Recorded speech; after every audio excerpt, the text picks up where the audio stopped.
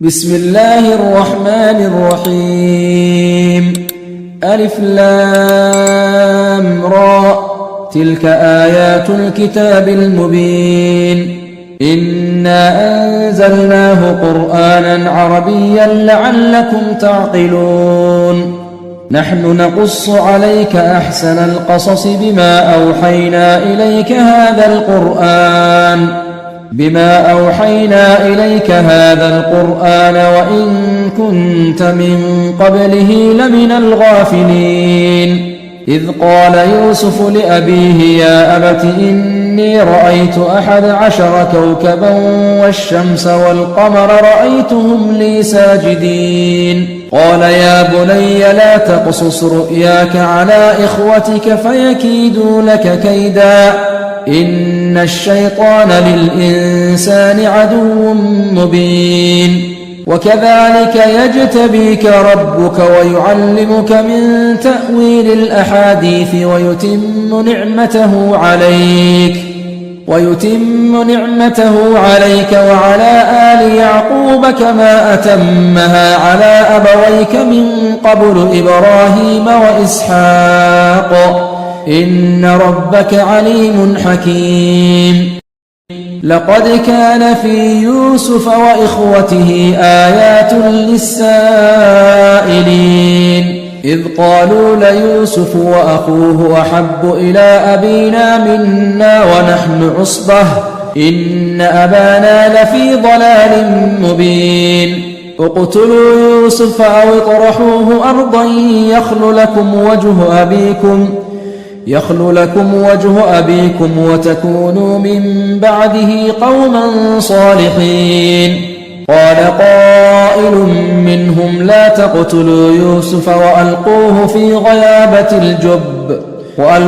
في غيابة الجب يلتقطه بعض السيارة إن كنتم فاعلين. قالوا يا أبانا ما لك لا تأمنا على يوسف وإنا له لناصحون. أرسله معنا غدا يرتع ويلعب وإنا له لحافظون. قال إني ليحزنني أن تذهبوا به وأخاف أن يأكله الذئب وأنتم عنه غافلون. قالوا لئن أكله الذئب ونحن عصبة إنا إذا لخاسرون. فلما ذهبوا به وأجمعوا أن يجعلوه في غيابة الجب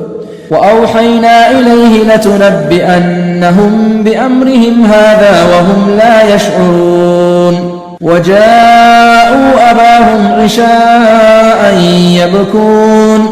قالوا يا أبانا إنا ذهبنا نستبق وتركنا يوسف عند متاعنا فأكله الذئب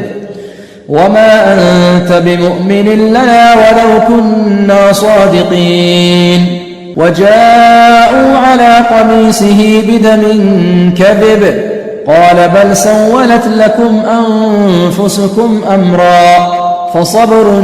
جميل والله المستعان على ما تصفون.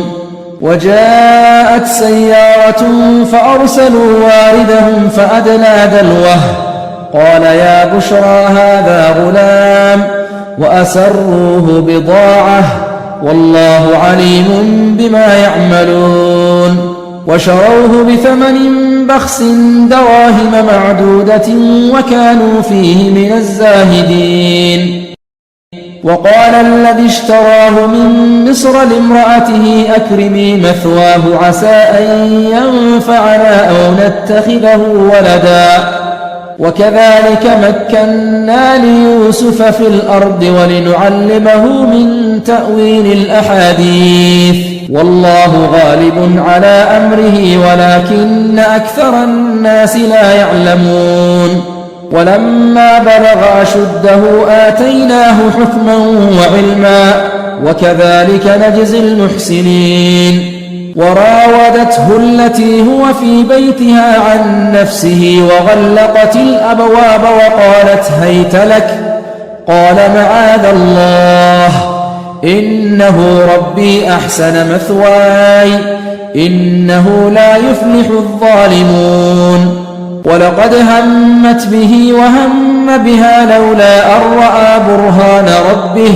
كذلك لنصرف عنه السوء والفحشاء إنه من عبادنا المخلصين واستبق الباب وقدت قميصه من دبر وألف يا سيدها لدى الباب قالت ما جزاء من أراد بأهلك سوءا إلا أن يسجن أو عذاب أليم قال هي راودتني عن نفسي وشهد شاهد من أهلها إن كان قميصه قد من قبل فصدقت وهو من الكاذبين وإن كان قميصه قد من دبر فكذبت وهو من الصادقين فلما رأى قميصه قد من دبر قال إنه من كيدكن إن كيدكن عظيم يوسف أعرض عن هذا واستغفري لذنبك إنك كنت من الخاطئين وقال نسوة في المدينة امرأة العزيز تراود فتاها عن نفسه قد شغفها حبا إنا لنراها في ضلال مبين فلما سمعت بمكرهن أرسلت إليهن وأعتدت لهن متكئا وآتت كل واحدة منهن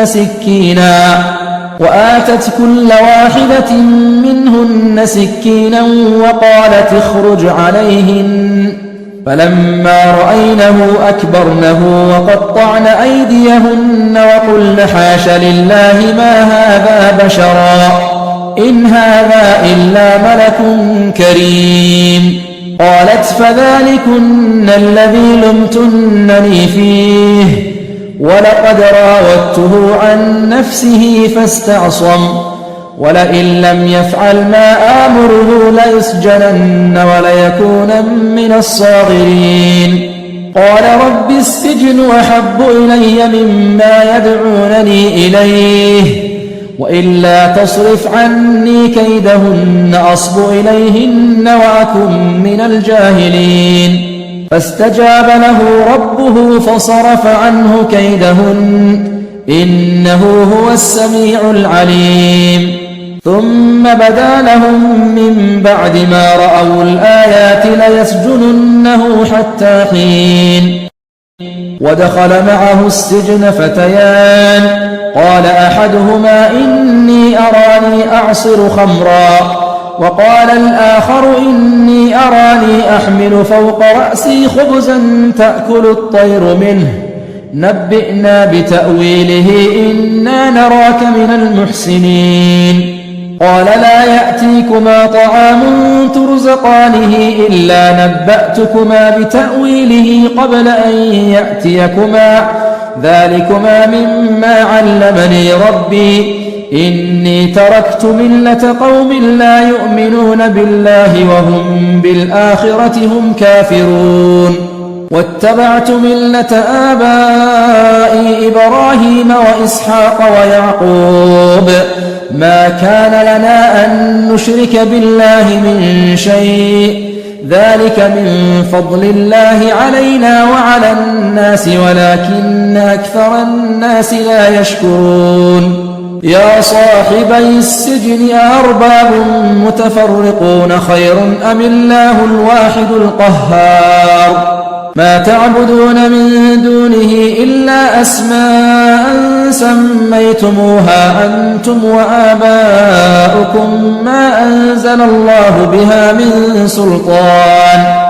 إن الحكم إلا لله أمر ألا تعبدوا إلا إياه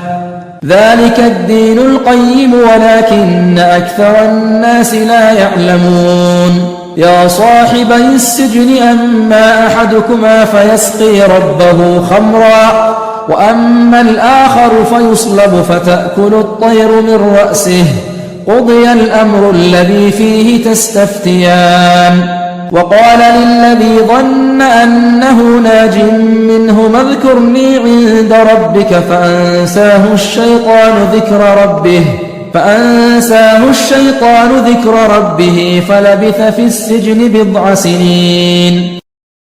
وقال الملك إني أرى 7 بقرات سمان يأكلهن 7 عجاف و7 سنبلات خضر وأخر يابسات.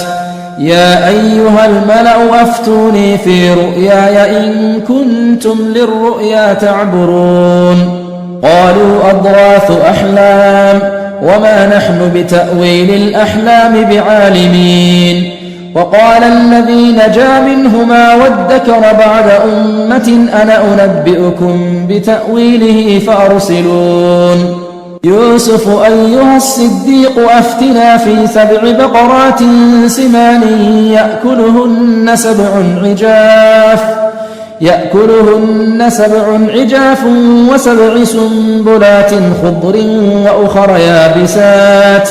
وأخر يابسات لعلي أرجع إلى الناس لعلهم يعلمون. قال تزرعون 7 سنين دابا فما حصدتم فذروه في سنبله إلا قليلا مما تأكلون. ثم يأتي من بعد ذلك 7 شداد يأكلن ما قدمتم لهن إلا قليلا مما تحصنون. ثم يأتي من بعد ذلك عام فيه يغاث الناس وفيه يعصرون. وقال الملك ائتوني به. فلما جاءه الرسول قال ارجع إلى ربك فاسأله ما بال النسوة اللاتي قطعن أيديهن إن ربي بكيدهن عليم. قال ما خطبكن إذ راوتن يوسف عن نفسه قلن حاش لله ما علمنا عليه من سوء. قالت امرأة العزيز الآن حصحص الحق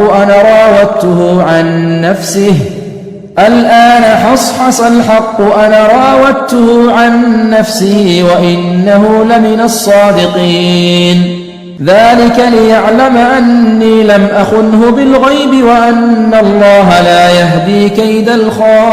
الخائنين. وما أبرئ نفسي إن النفس لأمارة بالسوء إلا ما رحم ربي إن ربي غفور رحيم. وقال الملك ائتوني به أستخلصه لنفسي. فلما كلمه قال إنك اليوم لدينا مكين أمين. قال اجعلني على خزائن الأرض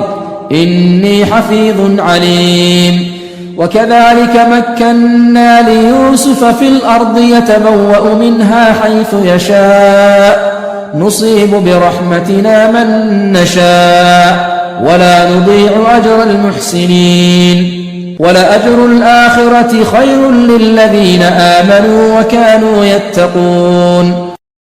وجاء إخوة يوسف فدخلوا عليه فعرفهم وهم له منكرون. ولما جهزهم بجهازهم قال ائتوني بأخ لكم من أبيكم ألا ترون أني أوفي الكيل وأنا خير المنزلين. فإن لم تأتوني به فلا كيل لكم عندي ولا تقربون. قالوا سنراود عنه أباه وإنا لفاعلون. وقال لفتيانه اجعلوا بضاعتهم في رحالهم لعلهم يعرفونها إذا انقلبوا إلى أهلهم لعلهم يرجعون. فلما رجعوا إلى أبيهم قالوا يا أبانا منع منا الكيل فأرسل معنا أخانا نكتل وإنا له لحافظون. قال هل آمنكم عليه إلا كما أمنتكم على أخيه من قبل فالله خير حافظا وهو أرحم الراحمين. ولما فتحوا متاعهم وجدوا بضاعتهم ردت إليهم قالوا يا أبانا ما نبغي هذه بضاعتنا ردت إلينا ونمير أهلنا ونحفظ أخانا ونزداد كيل بعير ذلك كيل يسير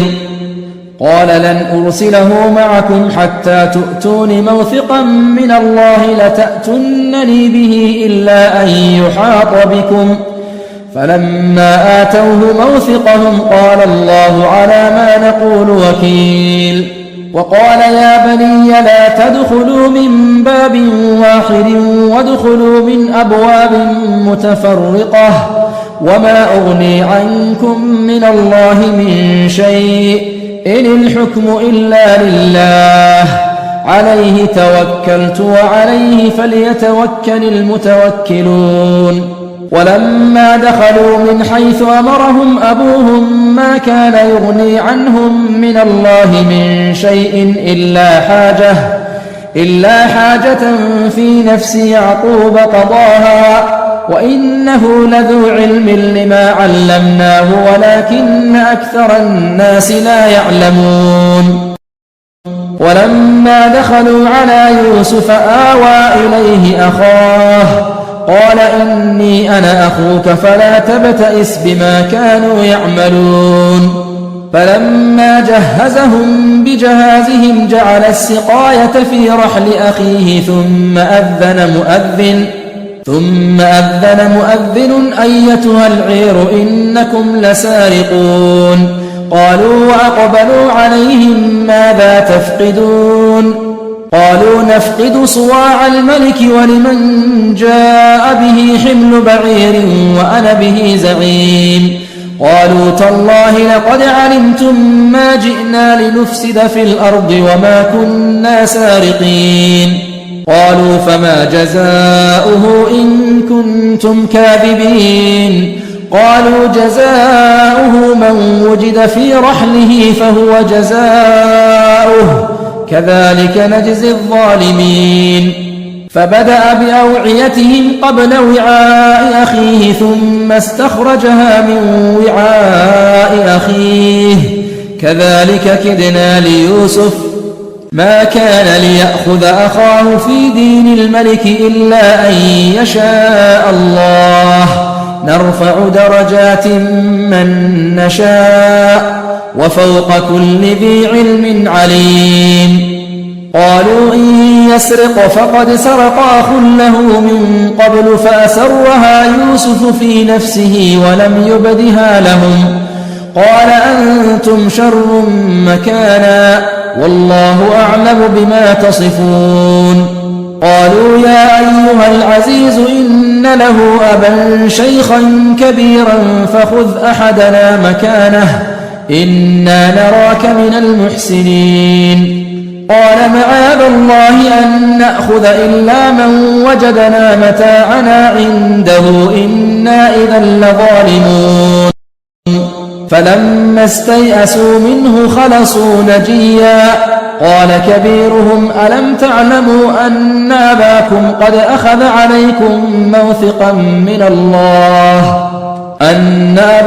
قد أخذ عليكم موثقا من الله ومن قبل ما فرطتم في يوسف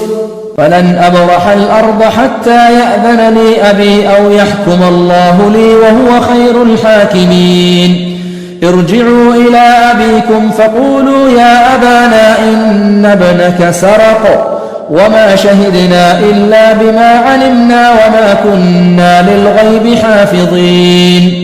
واسأل القرية التي كنا فيها والعير التي أقبلنا فيها وإنا لصادقون قال بل سولت لكم أنفسكم أمرا فصبر جميل عسى الله أن يأتيني بهم جميعا إنه هو العليم الحكيم وتولى عنهم وقال يا أسفا على يوسف وابيضت عيناه من الحزن فهو كظيم قالوا تالله تفتأ تذكر يوسف حتى تكون حرضا أو تكون من الهالكين قال إنما أشكو بثي وحزني إلى الله وأعلم من الله ما لا تعلمون يا بني يذهبوا فتحسسوا من يوسف وأخيه ولا تيأسوا من روح الله إنه لا ييأس من روح الله إلا القوم الكافرون فلما دخلوا عليه قالوا يا أيها العزيز مسنا وأهلنا الضر وجئنا ببضاعة مزجاة فأوف لنا الكيل وتصدق علينا إن الله يجزي المتصدقين قال هل علمتم ما فعلتم بيوسف وأخيه إذ أنتم جاهلون قالوا أئنك لأنت يوسف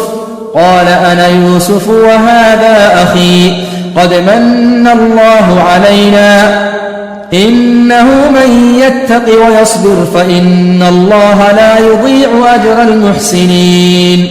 قالوا تالله لقد آثرك الله علينا وإن كنا لخاطئين قال لا تثريب عليكم اليوم يغفر الله لكم وهو أرحم الراحمين اذهبوا بقميصي هذا فألقوه على وجه أبي يأت بصيرا وأتوني بأهلكم أجمعين ولما فصلت العير قال أبوهم إني لأجد ريح يوسف لولا أن تفندون قالوا تالله إنك لفي ضلالك القديم فلما أن جاء البشير ألقاه على وجهه فارتد بصيرا قال ألم أقل لكم إني أعلم من الله ما لا تعلمون قالوا يا أبانا استغفر لنا ذنوبنا إنا كنا خاطئين قال سوف أستغفر لكم ربي إنه هو الغفور الرحيم فلما دخلوا على يوسف آوى إليه أبويه وقال ادخلوا مصر إن شاء الله آمنين ورفع أبويه على العرش وخروا له سجدا وقال يا أبت هذا تأويل رؤياي من قبل قد جعلها ربي حقا وقد أحسن بي إذ أخرجني من السجن وجاء بكم من البدو من بعد أن نزغ الشيطان بيني وبين إخوتي إن ربي لطيف لما يشاء إنه هو العليم الحكيم رب قد آتيتني من الملك وعلمتني من تأويل الأحاديث فاطر السماوات والأرض أنت وليي في الدنيا والآخرة توفني مسلما وألحقني بالصالحين ذلك من أنباء الغيب نوحيه إليك وما كنت لديهم إذ أجمعوا أمرهم وهم يمكرون وما أكثر الناس ولو حرصت بمؤمنين وما تسألهم عليه من أجر إن هو إلا ذكر للعالمين وكأي من آية في السماوات والأرض يمرون عليها وهم عنها معرضون وما يؤمن أكثرهم بالله إلا وهم مشركون أفأمنوا أن تأتيهم غاشية من عذاب الله أو تأتيهم الساعة بغتة وهم لا يشعرون قل هذه سبيلي أدعو إلى الله على بصيرة أنا ومن اتبعني وسبحان الله وما أنا من المشركين وما أرسلنا من قبلك إلا رجالا نوحي إليهم من أهل القرى أفلم يسيروا في الأرض فينظروا كيف كان عاقبة الذين من قبلهم ولدار الآخرة خير للذين اتقوا أفلا تعقلون حتى إذا استيأس الرسل وظنوا أنهم قد كذبوا جاءهم نصرنا فنجي من نشاء ولا يرد بأسنا عن القوم المجرمين لقد كان في قصصهم عبرة لأولي الألباب ما كان حديثا يفترى ولكن تصديق الذي بين يديه وتفصيل كل شيء وهدى ورحمة لقوم يؤمنون.